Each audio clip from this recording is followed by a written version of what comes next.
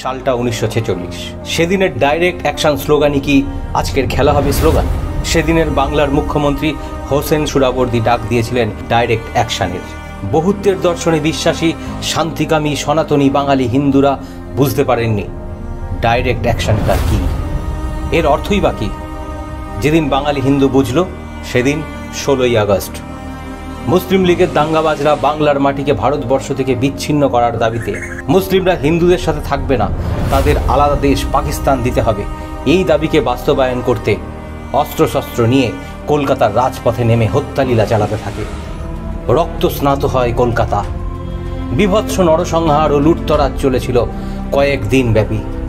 লাশের পাহাড় জমে গিয়েছিল সনাতনী হিন্দু এলাকার রাস্তায় রাস্তায়। সরকারি হিসেবে 6000 এবং বেসরকারি হিসেবে 10,000 সনাতনী হিন্দু বলি প্রদত্ত হয়েছিলেন অবিভক্ত বাংলার মুখ্যমন্ত্রী হোসেন সোহরাওয়ার্দী ও কলকাতার মেয়র ওসমান খান নেতৃত্বে সংগঠিত গুন্ডা বাহিনী দ্বারা। শকুনি গৃধিনী কলকাতার রাস্তায় পড়ে থাকা হাজার হাজার সনাতনীদের দেহ খুবলে খুবলে খেয়েছিল। আর 16ই আগস্ট সকাল থেকে লালবাজার পুলিশ কন্ট্রোল রুমে বসে এই নারকীয় বীভৎস দাঙ্গা পরিচালনা করেছিলেন বাংলার মুখ্যমন্ত্রী হোসেন সোহরাওয়ার্দী ও কলকাতার মেয়র ওসমান খাঁ।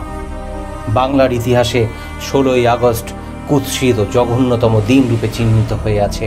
আর বাঙালির ইতিহাসের এই কালো দিনটিকেই বর্তমানে মুখ্যমন্ত্রী ঘোষণা করেছে খেলা হবে দিবস হিসাবে। 2021-এর নির্বাচনের পূর্ববর্তী সময় থেকে ইসলামিক বাংলাদেশের স্লোগান খেলা হবে। 24 তারিখের পরে আসো খেলবো, খেলা হবে, খেলা হবে, 24 তারিখের পরে খেলা হবে। ছেড়ে দিলে চলবে না, খেলা হবে। খেলা একটা হয়েছে, 5ই মের রেজাল্ট আপনারা পেয়েছেন, খেলা আবার হবে।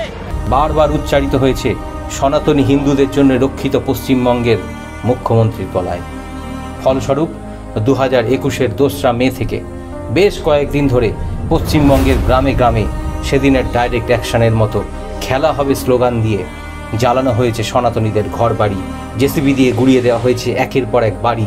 চলেছে লুটতরাজ, অত্যাচারের হাত থেকে রক্ষা পায়নি শিশু থেকে বৃদ্ধা।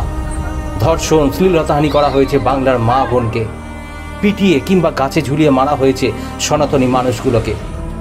আর সেদিনের সোহরাওয়ার্দীর মতো আজকের মুখ্যমন্ত্রী এই ঘৃণিত অমানবিক হত্যালীলা চুপ করে উপভোগ করেছেন। একটি স্বাধীন গণতান্ত্রিক দেশে এই বাংলার মাটিতে নিজের গ্রামে আতঙ্কে অনিশ্চয়তায় আজও দিন কাটাচ্ছে অত্যাচারিত হওয়া সনাতনীরা। অনেককে নিজের গ্রামে থাকার জন্য দিতে হয়েছে মুচলেখা, অনেককে দিতে হয়েছে জরিমানা। বাংলার গ্রামে গ্রামে খেলা হবে স্লোগান তুলে এই নারকীয় বর্বরতা চালানোর 3.5 মাস পরে খেলা হবে দিবসের ডাক দিয়েছেন মুখ্যমন্ত্রী। 16ই আগস্ট খেলা দিবস হিসেবে পালিত করব বেঙ্গলে। তাই স্বাভাবিকভাবেই প্রশ্ন উঠছে, কসাই সোহরাওয়ার্দীর ডিরেক্ট অ্যাকশনের দিনটিকেই কি শ্রদ্ধা জানাচ্ছেন মমতা ব্যানার্জি?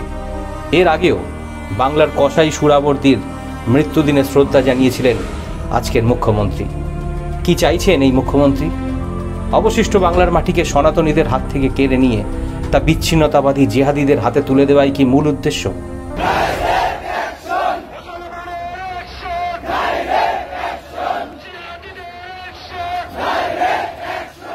আমরা কিন্তু ভুলিনি, পূর্ব পাকিস্তান বা ইসলামিক বাংলাদেশ থেকে এক কাপড়ে পালিয়ে আসতে হয়েছিল আমাদের পূর্বপুরুষদের।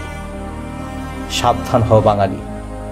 মুসলিম লীগের নেতা সেদিনের শাসক কসাই সোহরাওয়ার্দী যে কাজ করেছিল, আজকের শাসক সেই কাজ করতে চাইলে রাজনীতির ঊর্ধ্বে উঠে বহুত্ববাদী সনাতনী বাঙালিকে রক্ষার দায়িত্ব তোমারও। জাগো বাঙালি।